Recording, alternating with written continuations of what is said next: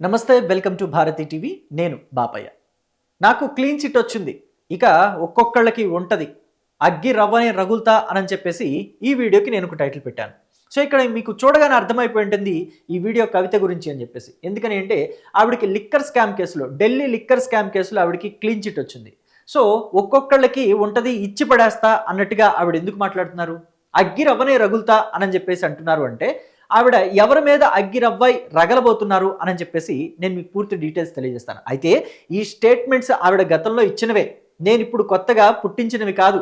ఒక్కొక్కళ్ళకి ఉంటది, నన్ను ఎవరైతే ఇబ్బంది పెట్టాలని చూశారో, నన్ను ఎవరైతే ఈ కేసుల్లో ఇరికించారో వాళ్ళందరికీ కూడా మామూలుగా ఉండదు. నేను మామూలు ఆడపిల్లని కాదు, అగ్గిరవ్వనే రగులుతా అని చెప్పేసి ఆవిడ గతంలో కూడా అనేక సార్లు మాట్లాడారు. సో అయితే ఇప్పుడు నేను మీకు తమ్నైల్లో చూసినట్లయితే ఈ పక్కన అంతా కూడా కేసీఆర్, హరీష్ రావు, కేటీఆర్ ఫొటోస్ పెట్టాను. ఒక్కొక్కళ్ళకి ఉంటుంది అగ్గిరవ్వనే రగులుతా అని చెప్పేసి వీళ్ళనే అంటున్నట్టుగా ఎందుకు పెట్టాను ఏంటి అనేది నేను మీకు పూర్తిగా డీటెయిల్స్ తెలియజేస్తాను. అయితే అసలు కవితకి ఇప్పుడు రౌజ్ ఎవెన్యూ కోర్టు, ఢిల్లీలోని Rouse avenue court clean chit ఇచ్చింది లిక్కర్ స్కామ్ కేసులో అని చెప్పేసి మనం అనుకుంటున్నాం కదా. సో దాని గురించి ఫస్ట్ మనం ఒకసారి చూద్దాం. సో చూసినట్లయితే ఢిల్లీ లిక్కర్ స్కామ్ కేసులో సిబిఐ కీలక పరిణామం చోటు చేసుకుంది. ఈ కేసులో తెలంగాణ జాగృతి పార్టీ అధ్యక్షురాలు కవితకి భారీ ఊరట లభించింది. కవిత, ఆడిటర్ బుచ్చిబాబు సహా ఇతర నిందితులందరిపైన సిబిఐ నమోదు చేసిన కేసులన్నింటినీ కొట్టివేస్తూ ప్రత్యేక కోర్టు తీర్పును వెలువరించింది. నిజంగా ఇది మాత్రం కవితకి చాలా బిగ్ రిలీఫ్ అనే చెప్పుకోవాలి. ఎందుకంటే ఆవిడ నేను ఏ తప్పు చేయలేదు మహాప్రభు అని చెప్పేసి చెప్తున్నారు. కానీ సొంత పార్టీ వాళ్ళు, అప్పట్లో ఆవిడ బీఆర్ఎస్ పార్టీలోనే ఉంది కదా అరెస్ట్ అయ్యే టైంలో, కానీ ఆ పార్టీ వాళ్ళు కూడా ఎక్కడా నమ్మలేదు. నమ్మకపోబట్టే ఆవిడని అరెస్ట్ చేసిన టైంలో కూడా పెద్దగా ఎవరో స్పందించింది లేదు. సో వాటి గురించి నేను తప్పకుండా మీతో డిస్కస్ చేస్తాను, వాటి గురించి మనం మాట్లాడుకుందాం. ఇక గత కొన్నేళ్లుగా దేశవ్యాప్తంగా తీవ్ర సంచలనం సృష్టించిన ఢిల్లీ లిక్కర్ స్కామ్ కేసులో కీలక పరిణామం చోటు చేసుకుంది. ఈ కేసులో నిందితులుగా ఉన్న వారికి భారీ ఊరట లభించింది. ఈ కేసులో మొత్తం 23 మంది పైన ఉన్న అభియోగాలను తొలగిస్తూ Rouse Avenue court clean chit ఇచ్చింది. ఇందులో ఢిల్లీ మాజీ సీఎం కేజ్రీవాల్, మాజీ మంత్రి మనీష్ సిసోడియా సహా మాజీ ఎమ్మెల్సీ కవిత కూడా ఉన్నారు. ఈ కేసు విచారణ సందర్భంగా దర్యాప్తులో లోపాలున్నాయంటూ సిబిఐని కోర్టు తప్పుపట్టింది. కేసు నమోదు అలాగే దర్యాప్తు సంస్థ సిబిఐ అనుసరించిన విధానాన్ని సైతం కోర్టు తీవ్రంగా తప్పుపట్టింది. 45 రోజుల సుదీర్ఘ విచారణ అనంతరం తాజాగా ఈ కేసులో ఉన్న నిందితులకు క్లీన్ చిట్ ఇస్తూ ప్రత్యేక కోర్టు న్యాయమూర్తి జితేంద్ర సింగ్ తీర్పును వెలువరించారు. ఇక ఢిల్లీ లిక్కర్ స్కామ్ కేసులో నాడు బీఆర్ఎస్ ఎమ్మెల్సీ కవిత మార్చి 15, 2024 ఎన్ఫోర్స్మెంట్ డైరెక్టరేట్ అధికారులు ఆమెను అరెస్టు చేశారు హైదరాబాద్లోని ఆమె నివాసంలో. అనంతరం ఆమెను హైదరాబాద్ నుంచి ఢిల్లీలోని తిహార్ జైలుకు తరలించారు.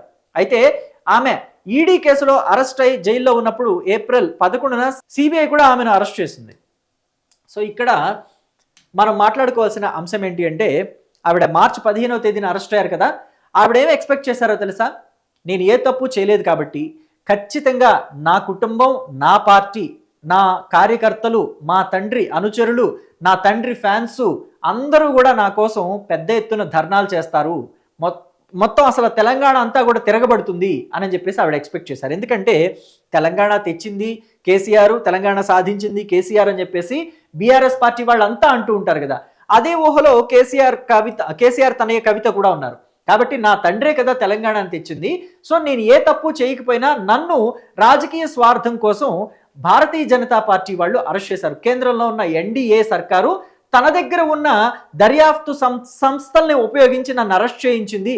కేజ్రీవాల్ మీద ఉన్న కోపంతో కేజ్రీవాల్ మీద కేసులు పెట్టించి ఆ కేసుల్లో నన్ను కూడా ఇరికించి నన్ను అరెస్ట్ చేయించింది అని చెప్పేసి ఆవిడ ఎక్స్పెక్ట్ చేశారు. కానీ అలా అనుకున్నది జరగలేదు. హరీష్ రావు కావచ్చు, అంటే కవిత కుటుంబ సభ్యులు, సొంత కుటుంబ సభ్యులు, హరీష్ రావు కావచ్చు, కేసీఆర్ అంటే కవితకి కన్న తండ్రి, కేటీఆర్ కవితతో పాటు రక్తం పంచుకుని పుట్టిన అన్న. సో వీళ్ళంతా కూడా కవిత కోసం పెద్ద ఎత్తున మాట్లాడతారు, పెద్ద ఎత్తున స్వరం పెంచుతారు అని చెప్పేసి కవిత ఎక్స్పెక్ట్ చేసింది. కానీ ఆ స్థాయిలో అయితే వీళ్ళలో ఎవరూ మాట్లాడలేదు. సో ఈ విషయంలో కవిత మాత్రం చాలా డిసప్పాయింట్ అయింది. అయితే కవితకి ఎప్పుడు బెయిల్ వచ్చిందనేది మనం ఒకసారి చూడాలి. ఈ కేసుపై కవిత సుప్రీంకోర్టును ఆశ్రయించింది. దీంతో ఈ కేసులపై విచారణ జరిపిన ధర్మాసనం ఆమెకి ఆగస్టు 27వ తేదీ 2024న బెయిల్ ఇచ్చింది. దీంతో సుమారు దాదాపు 5 నెలల జైలు జీవితం తర్వాత ఆమె విడుదలై బయటకు వచ్చారు. సో 5 నెలల తర్వాత బయటకు వచ్చారు కదా. కవితని అంటే బయటకు వచ్చిన తర్వాత అయినా, జైల్లో నుంచి బయటకు వచ్చిన తర్వాత అయినా బీఆర్ఎస్ పార్టీ ఆదరిస్తుంది, హక్కును చేర్చుకుంటుంది, బాగా ఒక మంచి సముచిత స్థానం కల్పిస్తుంది తనకి అని చెప్పేసి ఎక్స్పెక్ట్ చేశారు. అది కూడా జరగలేదు. అన్న నుంచి కానీ, హరీష్ రావు నుంచి కానీ, కేసీఆర్ నుంచి కానీ ఎక్కడ ఆదరణ లభించలేదు. ఎందుకంటే అప్పటికి ఇంకా ఈ కేసులో క్లీన్ చిట్ రాలేదు కదా కవితకి. సో కవిత ఏదో అక్రమం చేసిందే అని చెప్పేసి వీళ్ళు కూడా నమ్మినట్టుగా ఆవిడ భావించారు. అంటే నేను చేశానని వాళ్ళు నమ్మబట్టే కదా నన్ను ఇలా దూరం పెడుతున్నారు, పార్టీ కార్యకలాపాల్లో కూడా నన్ను ఎక్కడ ఇన్వాల్వ్ చేయట్లేదు, నాకు ఎటువంటి కార్యకలాపాలని అప్పచెప్పటం లేదు, వాళ్ళే మొత్తం అంతా చేసుకుంటూ వెళ్తున్నారు అంటే నన్ను పూర్తిగా పక్కన పెట్టేసినట్టేనా, నన్ను పూర్తిగా పార్టీకి దూరం చేసినట్టేనా, ఈ పార్టీ కోసం, ఈ రాష్ట్ర సాధన కోసం నేను ఎంత కష్టపడ్డాను, తెలంగాణ సంస్కృతి సాంప్రదాయాలని చెప్పేసి బతుకమ్మల్ని ఎత్తుకొని ఊరూరా తిరిగాను, ఊరూరా తెలంగాణ సంస్కృతి సాంప్రదాయాలైన బతుకమ్మల్ని అక్కడ నేను ఆడాను, సో దుబాయ్లో కూడా దేశ విదేశాల్లో కూడా బతుకమ్మలు ఆడొచ్చాను, సో ఎంత కష్టపడ్డాను రాష్ట్ర సాధన కోసం, జైళ్ళకు తిరిగానా, కోర్టులకు తిరిగానా, ఎంత చేశాను, కానీ నన్ను ఎక్కడా పట్టించుకోవట్లేదు. ఎందుకని? కేవలం ఒకళ్ళ మీద కక్షతోటి మరో పార్టీ అంటే అరవింద్ కేజ్రీవాల్ మీద ఉన్న కక్షతోటి బీజేపీ ఆడిన రాజకీయ క్రీడలో నేను బలైతే నన్ను పట్టించుకోవట్లేదు సొంత బీఆర్ఎస్ పార్టీ అని చెప్పేసి ఆవిడ ఆవేదనకు గురయ్యారు. అయితే ఆవిడ ఆ టైంలో ఏం చేశారంటే ప్రజల మధ్యకు వెళ్ళి ప్రజలతోనే మమేకం అవటం మొదలుపెట్టారు. ఎక్కడ పడితే అక్కడ ధర్నాలు, బందులు, హర్తాళ్లు, ప్రజల సమస్యల పట్ల పోరాటాలు చేయటం స్టార్ట్ చేశారు. ఈ క్రమంలో బీఆర్ఎస్ పార్టీ ఆవిడ మీద వేటు కూడా వేసింది. అసలు మన ఆదేశాలు లేకుండా, పార్టీ ఆదేశాలు లేకుండా పార్టీకి విరుద్ధంగా ఆవిడ ఎలా పోరాటాలు చేస్తారు అని చెప్పేసి ఆవిడ మీద వేటు వేసింది.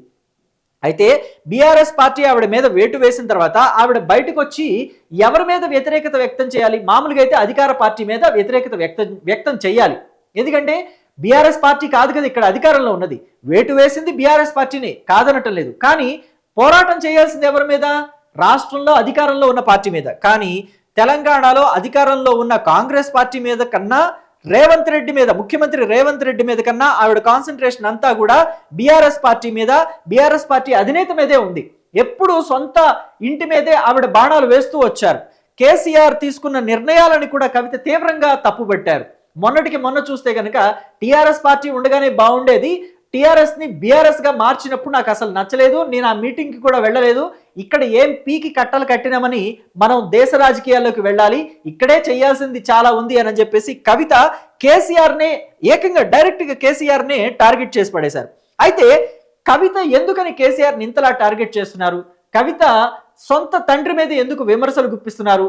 కవిత మొన్నటి వరకు ఉన్న పార్టీయే బీఆర్ఎస్ పార్టీని, అసలు బీఆర్ఎస్ పార్టీ ఏం పీకింది ఇక్కడ, ఏం పీకి కట్టలు కట్టింది అని చెప్పేసి రాష్ట్రంలో బీఆర్ఎస్ ఏం చేయలేదన్నట్టుగా ఎందుకు మాట్లాడారు అని అంటే ఖచ్చితంగా కవిత మనసులో ఒక ఆవేదన అయితే ఉంది. కవితని అత్యంత దారుణంగా అరెస్ట్ చేయించిన బీజేపీ తోటి బీఆర్ఎస్ పొత్తులోకి వెళుతోంది అనే మాటలు ఆవిడ వరకు వచ్చాయి. సో ఖచ్చితంగా దానిని ఆవిడ వ్యతిరేకిస్తుంది. ఎందుకంటే బీజేపీనే తనని ఇబ్బంది పెట్టింది అనే విషయంలో కవిత బాగా నలిగిపోతున్నారు, మదన పడుతున్నారు. ఆవిడ మనసులో ఒక దుగ్ధ, ఒక బాధ గూడు కట్టుకుని ఉండిపోయాయి. ఆడపిల్లలను కూడా చూడకుండా వాళ్ళ స్వార్థ రాజకీయాల కోసం నన్ను అరెస్ట్ చేస్తారని చెప్పేసి ఆవిడ ఒక ఉక్రోషాన్ని పెంచుకుంది బీజేపీ మీద. అలాంటి బీజేపీ మీద పోరాటం చేయాల్సిన కేసీఆర్ నా కూతుర్ని అరెస్ట్ చేస్తారా, మీ రాజకీయాల కోసం నా కూతుర్ని బలి చేస్తారా? ఇప్పుడు ఆవిడ మీద లిక్కర్ రాణి అని చెప్పేసి కూడా తెలంగాణలో కాంగ్రెస్ పార్టీ వాళ్ళంతా నిందలు వేశారు, సెటైర్లు వేశారు, నిక్ నేమ్స్ పెట్టారు. మరి అవన్నీ ఎలా చెరిగిపోతాయి? అవన్నీ శాశ్వతంగా చెరిగిపోవాలంటే కష్టం కదా. ఒకసారి నిందపడిన తర్వాత అది పోతుందా అని చెప్పేసి కేసీఆర్ మాట్లాడాల్సింది పోయి ఆయన బీజేపీతో జత కట్టడానికి తయారయ్యారన్న విషయం కవితకి తెలియడంతో కవిత కేసీఆర్ని కూడా టార్గెట్ చేసేసింది. సో బీజేపీ బీఆర్ఎస్ ఇద్దరిని కూడా ఏకిపరేస్తుంది. ఎక్కడికక్కడ ఎప్పుడు అవకాశం దొరికితే అప్పుడు, ఎక్కడ అవకాశం దొరికితే అక్కడ ఏది కూడా వదిలిపెట్టడం లేదు కవిత. ఎందుకని అసలు బీఆర్ఎస్ పార్టీ బీజేపీ తోటి జత కట్టాల్సిన అవసరం ఉంది అంటే ఎక్కువ మంది చెప్పేది ఏంటంటే కాళేశ్వరంకి సంబంధించి, ఫోన్ ట్యాపింగులకు సంబంధించి, ఈ కార్ రేసింగ్ వ్యవహారాలకి సంబంధించి బీఆర్ఎస్ పీకల్లోతు మునిగిపోయింది. అసలు బీఆర్ఎస్ మెడ మీద కత్తి వేలాడుతోంది. సో ఇలాంటి క్రమంలో ఈ కేసులు అన్ని తలనొప్పుల నుంచి తప్పించుకోవాలంటే ఖచ్చితంగా బీఆర్ఎస్ పార్టీ బీజేపీ తోటి జత కట్టక తప్పదు. సో ఇటు చూస్తేనేమో ముందు చూస్తే నుయ్యి, వెనక చూస్తే గొయ్యారు అంటారు చూసారా, అలా అయింది కేసీఆర్ పరిస్థితి. ఒక పక్క చూస్తేనేమో బీఆర్ఎస్ పార్టీ బీజేపీతో జత కట్టకపోతే ఒక తలనొప్పి, కేసులు తలనొప్పి, జత కడితేనేమో కూతురు నుంచి తలనొప్పి. ఇప్పటికే తెలంగాణలో ఇంకొక పార్టీ రావడానికి ఆ స్పేస్ ఉందా లేదా అని చెప్పేసి చూస్తే లేదనే చెప్పాలి. మామూలుగా అయితే బీజేపీ, బీఆర్ఎస్, కాంగ్రెస్ ముగ్గురు మధ్య త్రిముఖ పోటీ ఏర్పడింది. సో ఇలాంటి టైంలో అసలు ఇంకొక పార్టీకి ప్లేస్ ఉందా అంటే లేదనే చెప్పాలి. కానీ లేకపోయినా సరే ఒక స్పేస్ క్రియేట్ చేసుకుని బీసీలందరినీ కూడా కూడగట్టుకుని ఇంకొక పార్టీ పెడతాను, పెట్టి బీజేపీని బీఆర్ఎస్ని పతనం చేస్తాను అనే విధంగా కవిత ఒక అడుగు ముందుకు వేస్తున్నారు.